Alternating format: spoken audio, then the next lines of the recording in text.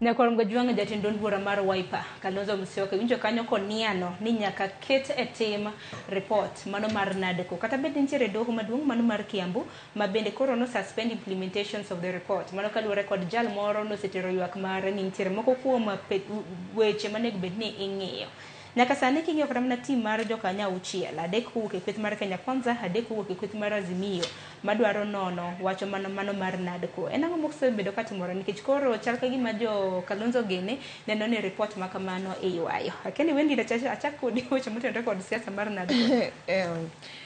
Koro king'iyo kaka NADCO ni nobiro, nen jo opposition gi jo serikal gibedo piny to ne giwuoya issues ma kata cross ma touch on wananchi, common wananchi. Lakini koro en gima ok ber ka koro ka usiwinjoru to biro gi report, nikech report ni ne giwinjore ka gin both sides. Lakini koro kobiro kuma koro nego implement utimo gik manowach e report no, to koro wabedo gi ywaruok mang'eny.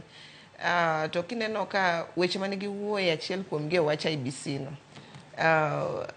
Ngeni IEBC o play role maduong' e wach siasa elections e piny kae. Emomiyo en a very critical function to composition mare jok madhi bedo Komishonas IEBC kae. Both parties gin very interested sana. En gima very important ma nyaka wang'e nikech mokwongo nyaka obed something ma en inclusive. Kik side achiel feel ni jowa onge kanyo, jowe manitie. Nikech ka gin ema gibong'iyo wach mar yiero, to ng'e kaka Kenya ka chal. Yiero ka yiero wabedo gi issues mar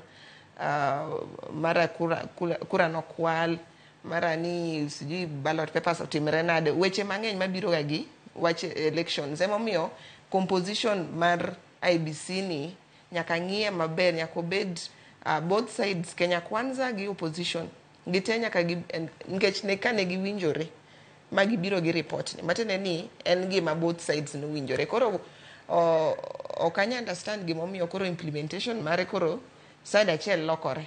To ken mano ng'eni koro dhi kelo ywaruok mang'eny, to wach ni en gima koro nyachopo e court nikech koro en report ni samane gitime both sides, Ruto, the president ka ochung'ne Kenya Kwanza gi Honorable Raila kochung'ne opposition, both sides ne give go ahead winjruok ni wadhi bedo piny to wabedo gi representative to winjore.